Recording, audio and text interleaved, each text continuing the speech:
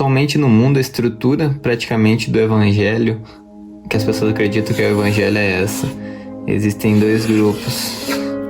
Os grupos dos crentes, dos cristãos. Esse é o grupo, os grupos dos que estão salvos, é o grupo dos que estão em Deus, é o grupo dos que têm em Deus, é o grupo de que Jesus está neles, é o grupo dos que se arrependeram, é o grupo dos filhos de Deus, e esse é o grupo dos não filhos de Deus, esse é o grupo esse é o grupo dos que estão dentro, e esse é o grupo dos que estão fora. O grupo que a maioria considera religioso, ou aqueles que consideram incrédulos. E é o grupo do que as pessoas acreditam que vão pro inferno se não mudarem, ou que morreu dentro dessa estrutura, vai pro inferno, vai ser condenado, vai sofrer um castigo, vai ficar separado de Deus para sempre. Esse é o grupo dos que não tem Deus. Basicamente essa estrutura aqui, ela vem de Santo Agostinho. Santo Agostinho, lá da igreja primitiva, juntamente com Platão e o neoplatonismo. Santo Agostinho pegou o evangelho que veio dos apóstolos e de Jesus, ele acabou misturando um pouco as coisas com filosofias gregas e acabou se criando essa estrutura aqui de evangelho, que é o que a gente chama de teologia ocidental.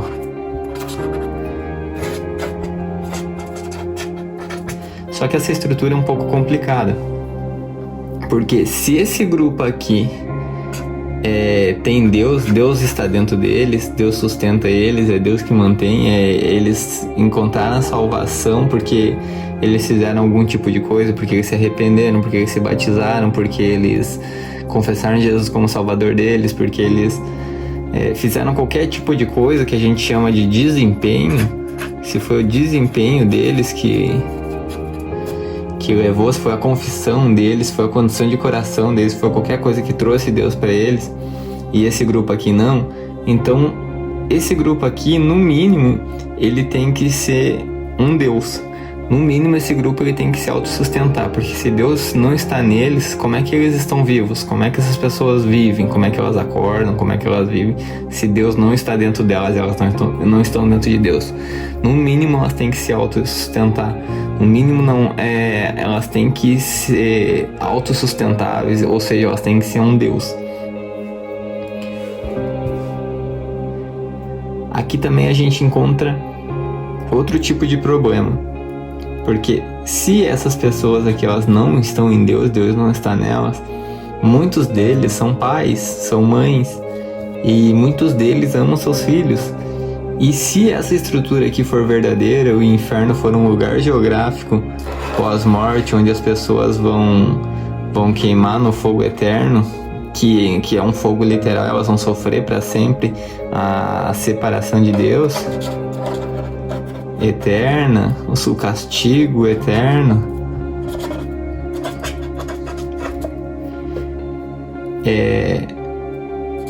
Se essa aqui é uma verdade, então muitas dessas pessoas aqui, elas se perguntarem para elas, elas não condenariam seus filhos ao inferno. Elas não condenariam seus filhos para sempre na perdição eterna de eterno castigo. Então quer dizer que o amor dessas pessoas é um amor próprio, não é um amor que vem de Deus. Não é um amor que Deus está compartilhando com elas, não é um amor onde a fonte está em Deus, é um amor que elas têm nelas mesmas, elas mesmas são a própria fonte delas, fonte de existência, fonte do amor. E o segundo ponto é que o amor delas é melhor do que o amor de Deus, porque elas não condenariam os seus filhos para o inferno. E Deus condenaria, se nessa estrutura aqui, se isso é verdade, então Deus condenaria seus filhos para a eterna perdição. Então o amor deles é melhor do que o amor de Deus. Um outro ponto que acontece, dentro dessa estrutura aqui, esse grupo aqui dos cristãos, ele trabalha para que esse grupo aqui venha para o grupo deles. Então eles não trabalham por amor, eles trabalham por medo. Medo de eles perderem a salvação deles, medo de eles irem para esse lugar aqui, o inferno. medo de eles serem condenados, medo de eles serem castigados, medo de eles perderem a salvação que eles acreditam que eles podem perder. Então eles se movem dentro dessa estrutura aqui de medo para que eles não sejam condenados, ou para que eles recebam a bênção de Deus, ou medo, ou troca para que eles recebam a bênção de Deus. Então eles não estão trabalhando por amor, eles não estão vivendo por amor, estão vivendo pelo medo ou pela troca. E eles estão tratando esses daqui não por relacionamento, mas eles estão tratando esses daqui como objetos. Eles estão cometendo um tráfico de pessoas, ou seja, eles querem traficar essas pessoas para que eles venham para esse grupo aqui e para que eles possam, não porque eles estão preocupados com a salvação dessas pessoas, mas para que eles possam uma vez mais encher o ego deles, porque eles acreditam que essa é a verdade e agora eles estão conseguindo mais pessoas para dentro da igreja deles, para dentro da estrutura deles, e agora eles estão acreditando, isso infla o ego deles para que eles acreditam que eles estão dentro da verdade. Ainda dentro dessa estrutura de separação de Deus, as pessoas estão completamente exaustas, porque esse grupo aqui está completamente exausto, tentando fazer esse grupo vir para eles, se converter e vir para o grupo deles. E esse grupo aqui, que ele acredita que está fora de Deus, ele está completamente exausto, porque se ele acredita que ele está fora de Deus, ele tem que voltar para Deus. Ou seja, ele tem que percorrer um caminho de volta para Deus. Agora, quem que sabe o caminho de volta para Deus? Aí muitos desse grupo aqui se identificam como professores, mestres, líderes, que se identificam como se eles soubessem o caminho de volta para Deus, como se eles soubessem como se relacionar com Deus, como se eles soubessem o que fazer para viver com Deus da maneira certa. Então esses daqui, eles acabam, cada um acaba ensinando uma verdade, ensinando aquilo que é a verdade deles, para que as pessoas percorram um caminho de volta até Deus. Só que esse grupo aqui está exausto porque ele passa a vida inteira dele tentando voltar para Deus. E muitos desse grupo aqui não é uma verdade para eles que estão dentro de Deus. Então eles acabam tentando, eles ainda dentro deles, Deus é um Deus distante, onde eles têm que percorrer um caminho de volta a Deus. E eles também estão exaustos. Então praticamente quase esses dois grupos aqui estão exaustos, tentando voltar, tentando achar algum caminho, tentando procurar alguém que saiba esse caminho. E aquele que se identifica como o conhecedor do caminho acaba tendo completo poder sobre eles, para poder manipular eles, para poder governar sobre eles e para poder exercer força e poder sobre eles. É o que muitas igrejas estão cheias, é o que muitas denominações, muitos lugares estão cheios de pessoas que se denominam professores e acabam manipulando, governando, tendo controle sobre esses dois grupos aqui que estão perdidos, tentando simplesmente voltar para Deus, porque eles acreditam que se eles não voltarem para Deus, eles não vão ser salvos, eles vão ser torturados eternamente. Agora nós vamos vir para essa estrutura aqui. Essa estrutura aqui esse aqui é o Pai, esse aqui é o Filho e esse aqui é o Espírito Santo. Antes da criação do mundo existia o Pai, o Filho e o Espírito Santo, ambos completamente um dentro do outro, sem perder a sua individualidade pessoal. O Filho não se torna o Pai não se torna o Filho não se torna o Espírito Santo não se torna o Pai. Ambos, cada um com sua individualidade pessoal, mas ambos completamente um dentro do outro, sem se misturar a ponto de perder a sua individualidade pessoal e sem perder a sua união. Efésios fala que Deus nos elegeu nele antes da fundação do mundo e nos predestinou à adoção. Esse é o propósito da nossa criação, esse foi o porquê que Deus nos criou. Então Deus nos elegeu nele. Então, aonde que está a humanidade aqui? Dentro de Deus. Ele nos elegeu nele, ele não nos elegeu separados dele, ele nos elegeu nele. Então aqui é o nosso lugar. Humanidade. Colossenses 1, 16 e 17 fala que Cristo criou todas as coisas. Em Cristo foram criadas todas as coisas, no céu, na terra, debaixo da terra. Todas as coisas visíveis e invisíveis foram criadas e subsistem em Cristo, ou seja, subsistem nele, dentro dele. O apóstolo João, em seu evangelho, ele fala que todas as coisas vieram a existir por meio de Jesus. Sem Jesus, nada do que existiu existiria. Ou seja, fora de Deus, qualquer coisa fora de Deus cairia na não existência.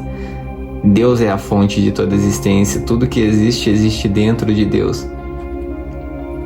Esse é o ponto principal. Então, quando Jesus ele se torna humano e ele encarna, ele vem para esse propósito aqui. Ele vem para cumprir o nosso propósito, o propósito da humanidade, o plano A. Qual que é o plano A? Nós somos elegidos nele para ser filhos por adoção. Então precisava que ou o Pai, ou o Filho, ou o Espírito Santo se tornasse humano, para que entrasse dentro de nós, morresse, ressuscitasse e levasse toda a humanidade junto com ele às regiões celestiais. Nós fomos criados dentro de Deus, mas nós fomos criados dentro de um plano terrestre. E Deus ele habita nas regiões celestiais também. Ou seja, então a gente não foi criado só para viver nesse ambiente da terra, nesse ambiente terrestre. A gente foi criado também para ser incluído na vida divina, nas regiões celestiais. Então Jesus, Filho de Deus, ele encarna.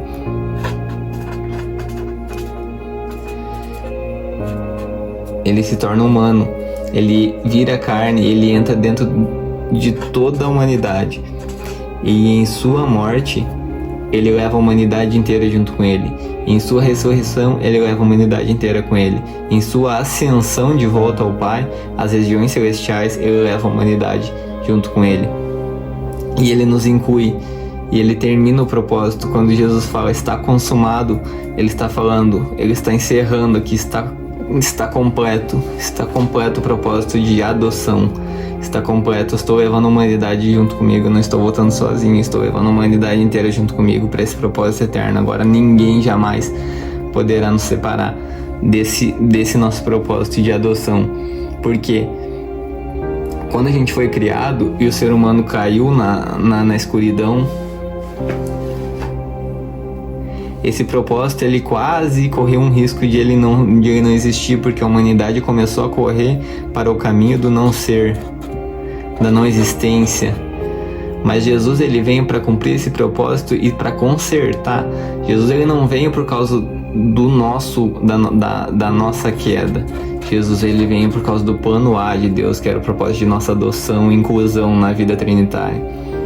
Então a queda do homem não foi o motivo de Jesus ter vindo. Então a queda do homem não foi o motivo que fez Jesus encarnar e se tornar carne.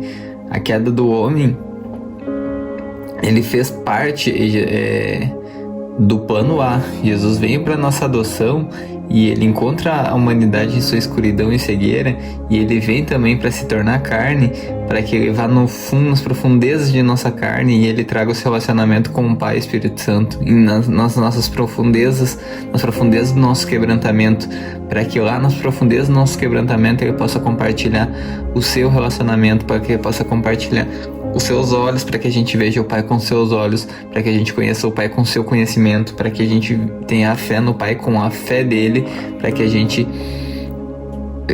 participe do relacionamento que ele tem com o Pai.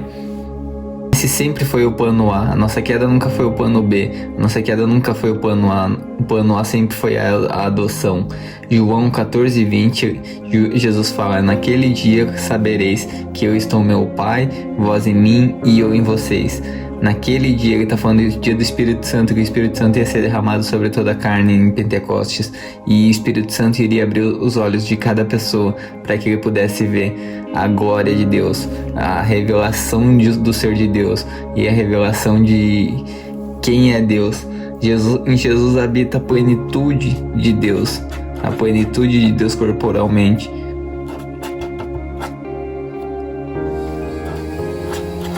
Jesus habita a plenitude de Deus. Então, olhar para Jesus é olhar para não somente para Jesus, mas olhar para o Pai e para o Espírito Santo. Jesus ele fala para Felipe, se tu olhar para mim, você verás o Pai. Ou seja, a revelação de Deus não é Jesus sozinho, a revelação de Deus não é o Pai sozinho, a revelação de Deus não é o Espírito Santo sozinho, a revelação de Deus não é um Deus abstrato, distante, solitário. A revelação de Deus é Pai, Filho e Espírito Santo, e é disso que parte toda a revelação de quem é Deus. Falar o nome de Jesus é falar o Filho do Pai, falar o nome de Jesus é falar o Filho encarnado, é aquele que se tornou carne, é aquele que é ungido pelo Espírito Santo e é aquele que uniu a humanidade inteira. Falar o nome de Jesus é falar Pai, Filho, Espírito Santo e a humanidade em união. O apóstolo Paulo fala Cristo em nós, a esperança da glória. O próprio apóstolo Paulo fala: quando aprove Deus revelar Cristo em mim, e é isso que acontece. É agora que a gente pode conversar sobre inferno, agora a gente pode conversar sobre o que é inferno. Inferno não é separação de Deus, inferno não é um lugar geográfico fora de Deus, inferno não é um lugar onde seremos condenados retributivamente por Deus, de forma onde sofreremos o castigo por os nossos erros. Inferno é a escuridão de não enxergarmos, é a cegueira de não enxergarmos onde estamos em Deus.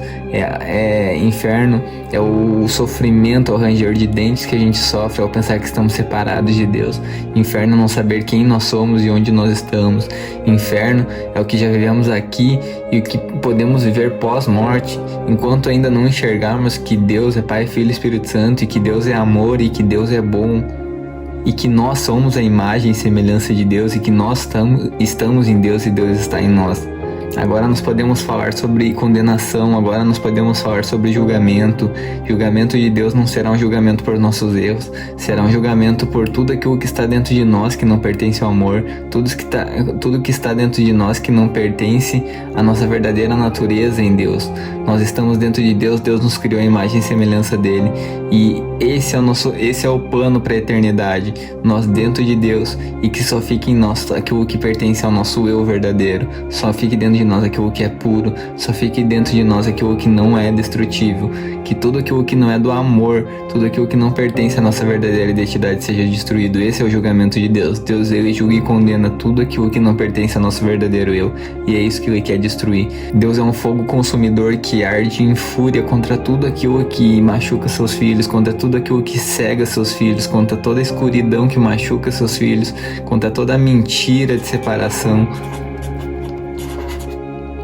E o próprio Jesus fala: venham a mim aqueles que estão cansados e sobrecarregados. Venham a mim aqueles que vivem na estrutura de separação, que estão tentando percorrer um caminho exaustivo de volta até mim, porque acreditam numa mentira. Venham a mim vocês que estão acreditando nessa mentira, e eu vos aliviarei. E eu vou compartilhar com vocês o meu jugo, eu vou compartilhar com vocês a minha vida, eu vou compartilhar com vocês os meus olhos, eu vou compartilhar comigo aquilo que eu vivo, e vocês vão ver que isso é fácil, que isso é leve, que isso é suave.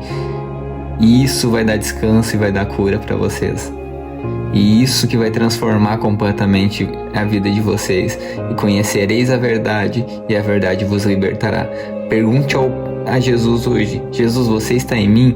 Pergunte a Jesus hoje: Jesus, você está dentro de toda a humanidade? Jesus, existe união entre Deus e a humanidade inteira? Esse é o Evangelho? Pergunte a Jesus e ouça a resposta dentro de você.